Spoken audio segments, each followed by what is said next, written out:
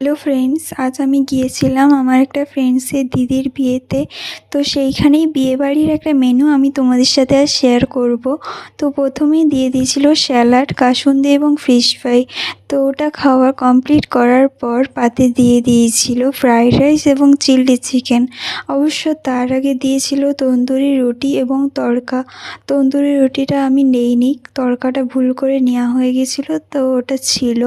আমি chilli chicken আর fried রাইসটা খাচ্ছিলাম। তারপরে দিয়ে দিয়েছিল মাটন কষা। যেহেতু আমি ভাত নেইনি, তার জন্য আমি মাটন কষাটা ফ্রাইড রাইস দিয়েই খাচ্ছিলাম। তো ওইটা খাওয়ার পরই দিয়ে দিয়েছিল চাটনি এবং পাঁপড়।